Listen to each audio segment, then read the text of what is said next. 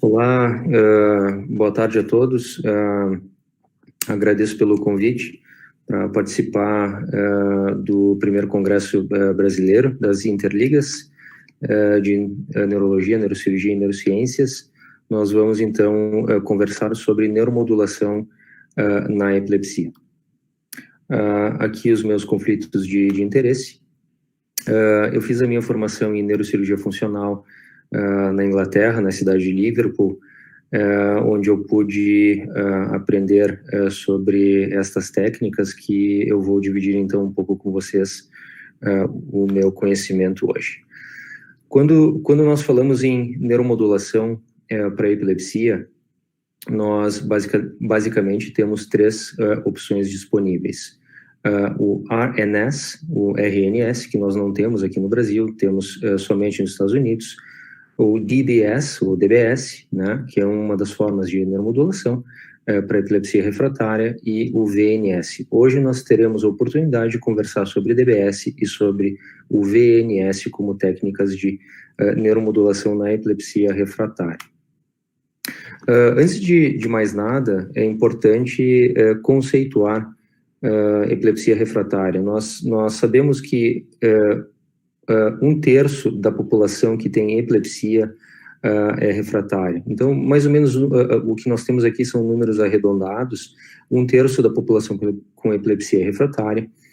1/3 dessa população pode ser selecionada para cirurgia ressectiva, e aí nós temos 2/3 de pacientes refratários que provavelmente não responderão à cirurgia e possivelmente são candidatos a alguma técnica de neuromodulação. Então, nós estamos falando sobre técnicas de tratamento reservadas para, a princípio, 2/3 da população de pacientes com epilepsia refratária.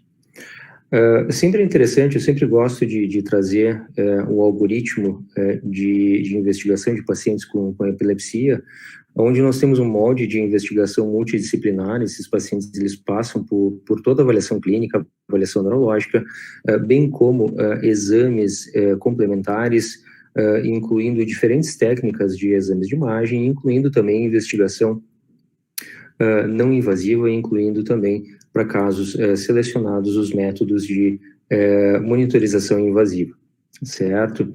Esse é um algoritmo do Dr. Spencer, lá de Oregon, e sempre é um slide que eu gosto de trazer para aulas de epilepsia.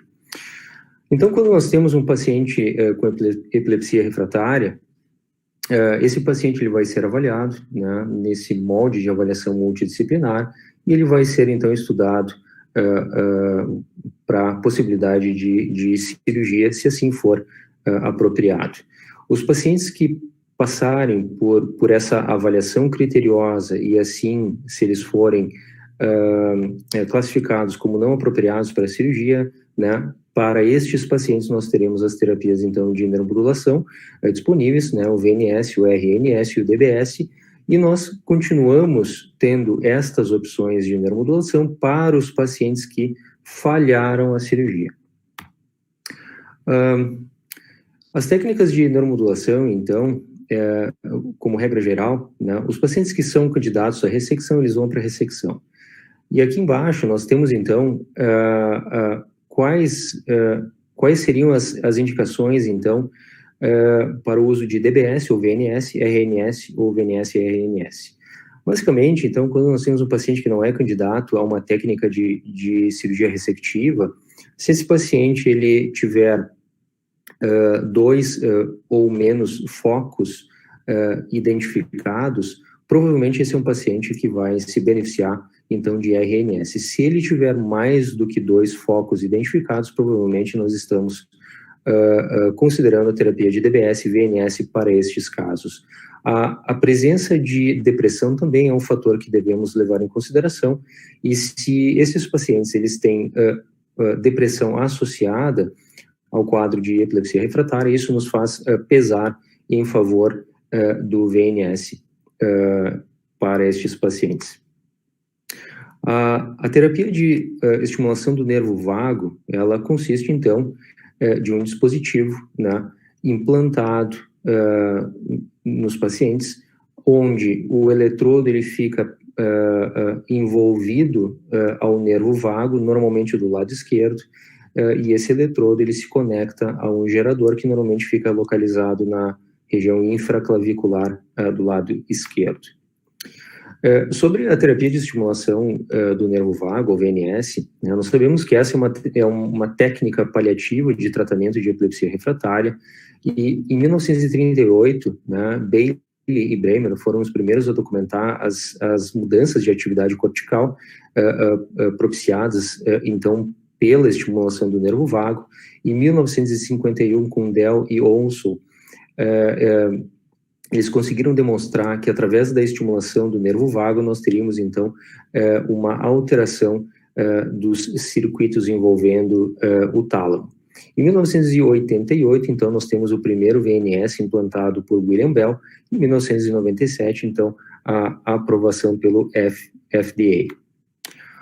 O mecanismo de atuação do VNS ele não é completamente compreendido. Nós sabemos que, através da estimulação do nervo vago, nós temos, então, uma modificação dos circuitos que envolvem, ou seja, nós temos um mecanismo de neuromodulação que envolve, então, diferentes áreas do tronco cerebral, né, como, por exemplo, o núcleo do trato solitário, e, então, projetando, então, esse tipo de atividade para outras regiões, como locus ceruleus, RAF magnus, né, propiciando, então, esse fenômeno de neuromodulação, envolvendo também os neurotransmissores. Isso, por sua vez, promove modificações do fluxo sanguíneo cerebral nas regiões do tálamo, e nós temos também um efeito modulatório, mais do que um efeito de modificação do traçado de eletroencefalograma no pós-operatório. Aqui uma referência muito interessante de 2018, que traz as diferentes hipóteses de funcionamento da estimulação do nervo vago, pelo qual esse tipo de terapia funciona. Então, aqui nós temos, então, as diferentes regiões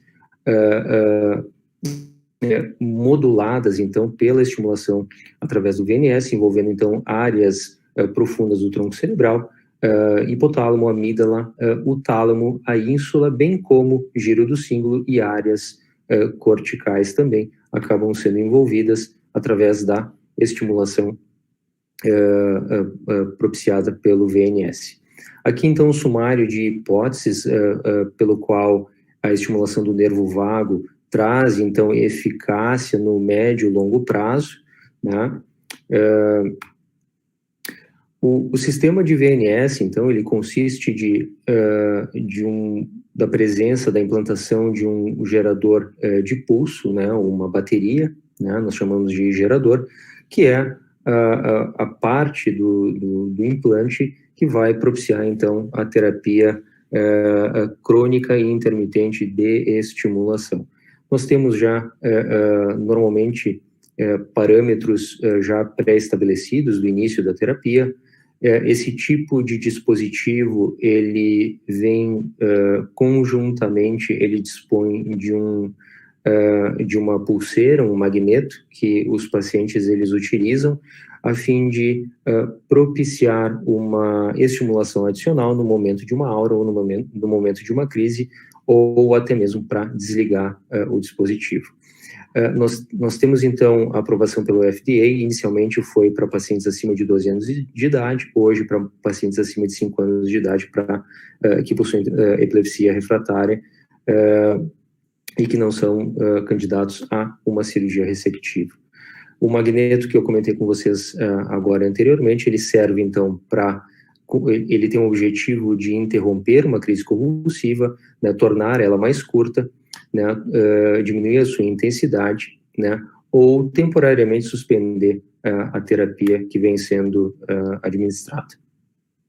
Outras indicações para VNS, né, são as indicações off-label, né. Nós podemos indicar, então, para pacientes que possuem epilepsia refratária, que envolvem focos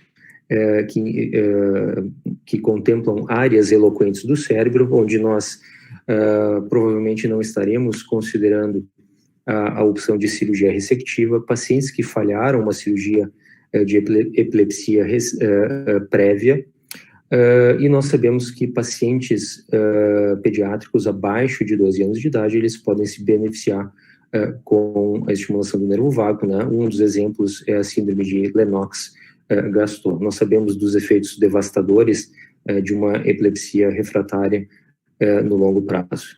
Por isso que quanto antes nós iniciamos um tratamento e quanto mais proativo nós somos no tratamento de epilepsia refratária, melhor o nosso resultado. A técnica cirúrgica consiste, então, de 2 incisões, uma na região cervical anterior, onde nós iremos dissecar e expor o nervo vago, e de uma incisão que fica ou próximo na região infraclavicular, ou normalmente em mulheres fica um pouco mais escondida abaixo do braço, para que não apareça a incisão. Quando nós fazemos 2 incisões, e por meio dessas 2 incisões nós tunelizamos o eletrodo, aqui nós criamos o bolso para colocação, então, do gerador ou bateria. Importante que vocês percebam, então, que a parte que fica envolvendo o nervo vago, ela dispõe de 3 partes. Uma nós chamamos de âncora, a parte do meio nós chamamos de o eletrodo positivo, e a parte, essa terceira parte do eletrodo, né, vamos chamar de parte mais distal, nós chamamos, então, convencionado como o eletrodo negativo ou cátodo, né, seria a parte mais importante, então, que propicia a estimulação ascendente dos estímulos. Importante para quem inicia a terapia com VNS nos seus pacientes, né, sempre relembrar a anatomia e a sintopia entre a artéria carótida, a veia jugular e as diferentes regiões onde nós podemos encontrar o nervo vago. Em mais de 70% das vezes nós iremos encontrar o nervo vago onde ele usualmente fica, mas importante lembrar que algumas vezes nós podemos encontrá-lo em alguma região diferente da sua região usual. Isso é importante como planejamento pré-operatório. Uma das partes mais difíceis do procedimento é a parte que envolve a colocação dos eletrodos ao redor do nervo vago. Essa é uma parte que toma um pouquinho mais de tempo, e é importante também fazer as voltas ou os loops do eletrodo a fim de evitar que ele seja tracionado no pós-operatório quando o paciente ele for fazer algum movimento. Aqui um resumo, então, dos dispositivos existentes, né, para a terapia de VNS, os dispositivos mais antigos, né, o 103, 104, os dispositivos, né, 105, né, o Aspire 106, e nós temos um dispositivo mais recente, que é o Sentiva. Aqui a programadora antiga, e aqui um gráfico que nos traz as diferenças técnicas de cada um dos modelos que foi lançado ao longo do tempo, né, para a terapia com VNS. Esse é o modelo 1000, chamado de Sentiva, que é o último gerador lançado no mercado para terapia com estimulação do nervo vago, e a sua programadora mais recente.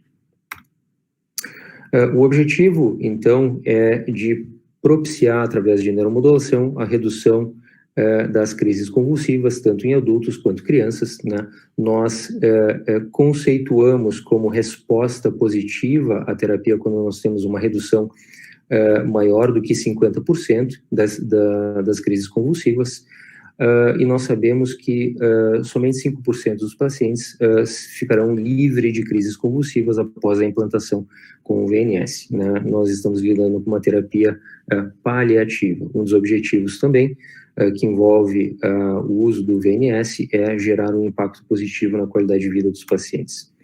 Alguns dos estudos, né, que a literatura nos traz, né, como, por exemplo, um estudo de Sirven do ano de 2000, nos mostra, então, resultados positivos com 45 pacientes, onde ele conseguiu demonstrar que 27% dos pacientes obtiveram, então, uma melhora significativa ao longo de 3 meses de segmento, e essa melhora se estendeu para 67% dos pacientes com 1 ano de segmento. Um estudo de Navarrete, com 43 pacientes, demonstrou, então, que 62% dos pacientes obtiveram, então, resposta positiva ao longo de 18 meses de segmento. A mesma coisa com Benífila, com 41 crianças, mostrando, então, que 38% delas obtiveram, então, uma resposta positiva, com mais de 90% de redução de crises convulsivas, né? E 41% dessa casuística obtiveram, então, redução de mais de 50% das crises convulsivas. Uma revisão recente de Panebianco, de 2015, mostra, então, que, com relação ao tipo de estímulo realizado, nós temos uma resposta positiva com parâmetros de estimulação que envolvem alta frequência, em comparação com baixa frequência. Na síndrome de Lennox-Gastaut, que consiste de múltiplas crises convulsivas, né, em um mesmo paciente, né, são pacientes refratários a múltiplas medicações anticonvulsivantes, né, nós temos um estudo de Morris com 113 pacientes, mostrando, então, que 55% deles obtiveram, então, uma resposta positiva. Um estudo de Cuquier, com 24 pacientes, demonstrou também uma resposta positiva, né, em mais 50%, com mais 50% de redução de crises convulsivas, né, e mostrou um alto índice de sucesso para crises atípicas de ausência, crises generalizadas, tônico-clônicas e crises mioclônicas, e ele demonstrou também um menor índice de sucesso para crises do tipo drop seizure e crises atônicas. O procedimento de VNS é um procedimento que não é considerado complicado, os riscos usualmente são baixos, né, o risco de infecção ou sangramento. Na verdade, quando nós aconselhamos os pacientes que estão estão sendo considerados para esse tipo de terapia, nós conversamos sobre o risco de eles não obterem o sucesso desejado com esse tipo de tratamento. Existe um risco de rouquidão, normalmente transitório, pode perdurar de 1 a 3 anos, cefaleia, tosse e disfagia. Aqui uma revisão recente, que nos traz, então, alguns dos principais estudos com o VNS, e nós temos, então, as diferentes taxas de complicações cirúrgicas, infecção, paralisia transitória de corda vocal, complicações ao nível de hardware e fratura de eletrodo, com índices variáveis dependendo do estudo que nós temos. Aqui mais uma revisão interessante, que estratifica também os estudos de acordo com a sua classe, né, em classe 1, classe 2 e classe 3, trazendo também para a gente os segmentos dos pacientes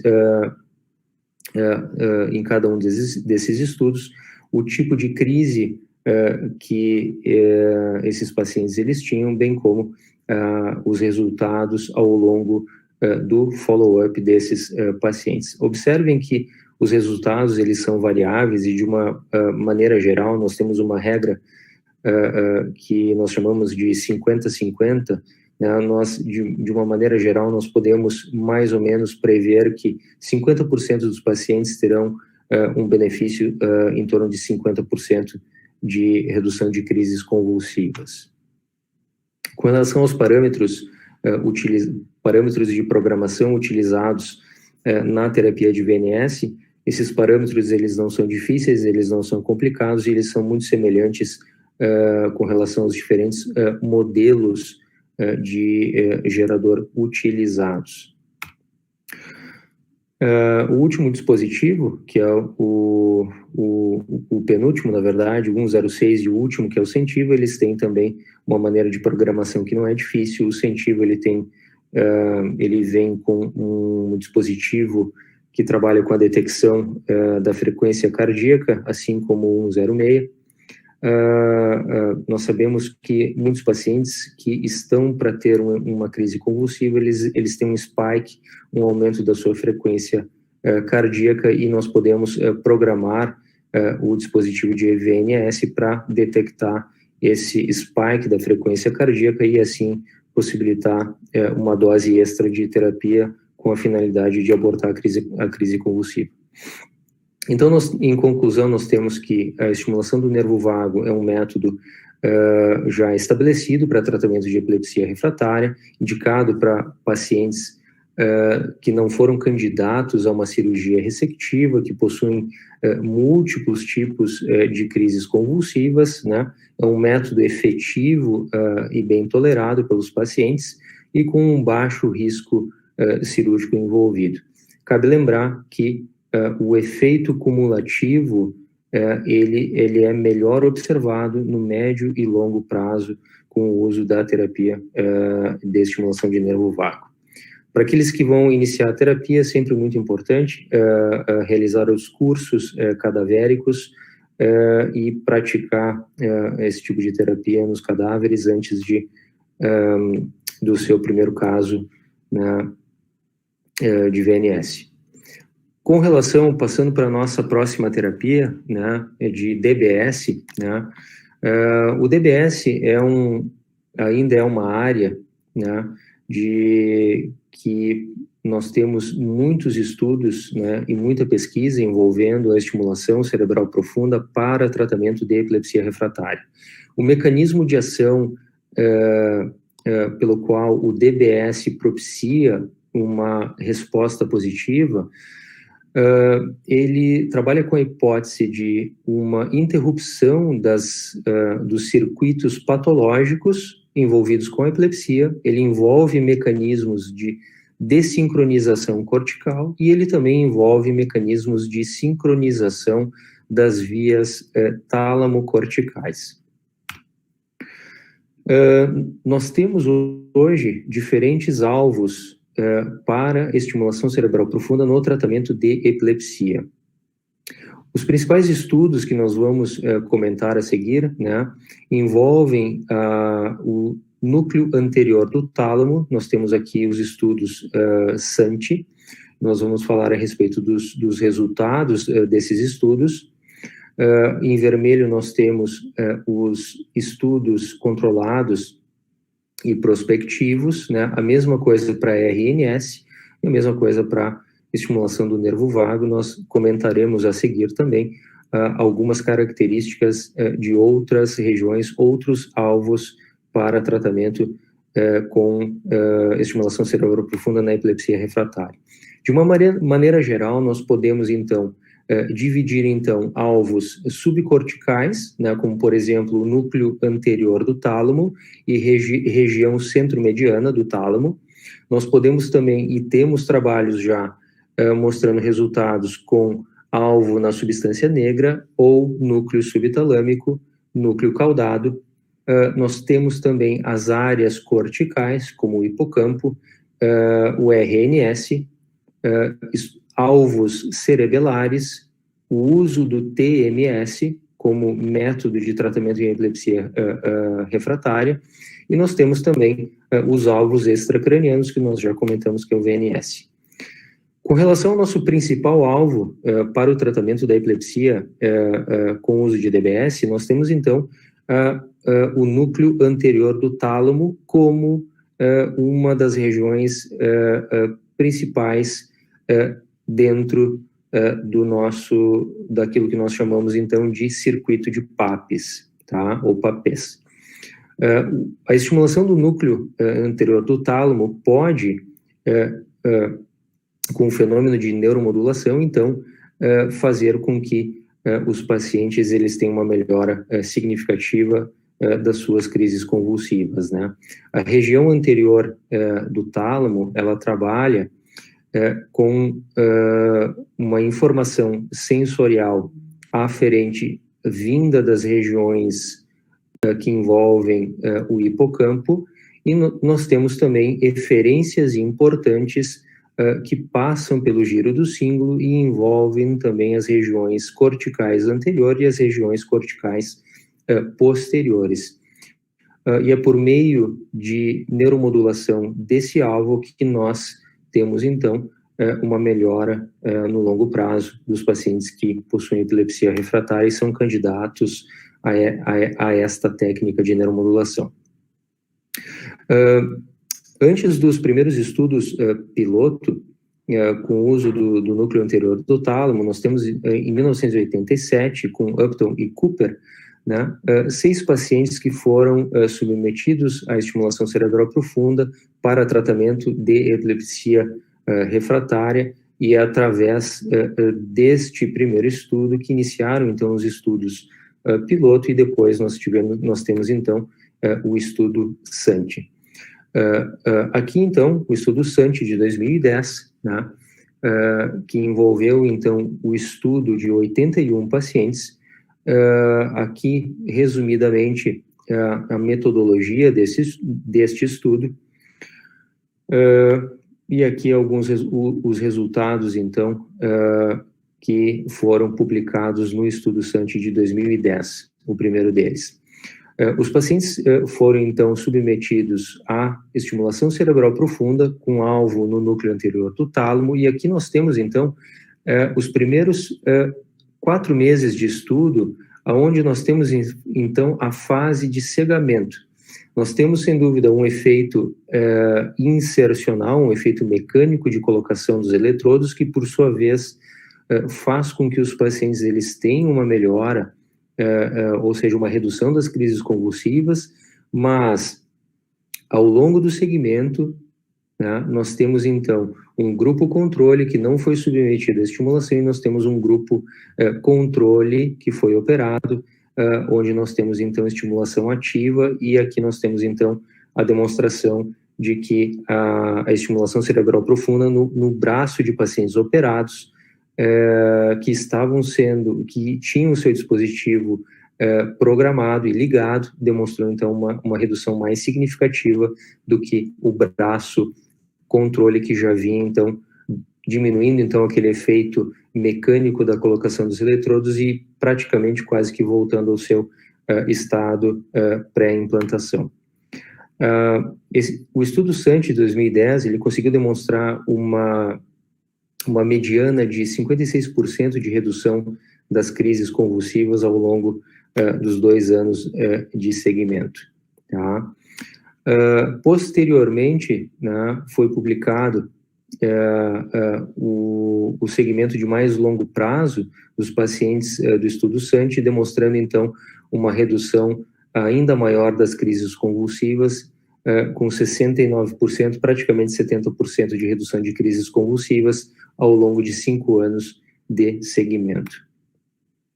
Com relação à metodologia que envolve a colocação dos eletrodos, para a estimulação profunda que envolve o núcleo anterior do tálamo, nós dispomos, então, de coordenadas indiretas, e nós também adotamos, então, uma metodologia de visualização direta do núcleo anterior do tálamo, empregando, então, diferentes técnicas para que a gente consiga visualizar de forma adequada, então, o trato mamilotalâmico, e para que a gente possa identificar, então, o núcleo anterior do tálamo. É imprescindível que a gente consiga colocar os eletrodos exatamente na região desejada, caso contrário, nós não teremos uma resposta positiva com a terapia. Com relação ao ângulo de abordagem, para aqueles que vêm estudando com um pouco mais, ou para os residentes que já vêm trabalhando com esse tipo de terapia nos seus centros que possuem neuromodulação para tratamento de epilepsia refratária, nós temos um estudo interessante do Lentimac, demonstrando, então, que quando nós tentamos uma abordagem extraventricular para alcançar o núcleo anterior do tálamo, é muito mais provável que a gente consiga perder essa região do que quando nós vamos, então, por via transventricular. Então, normalmente, para a colocação de eletrodos na região anterior do tálamo, nós optamos, então, por uma via transventricular, sendo mais fácil, assim, a colocação do eletrodo exatamente no alvo pretendido.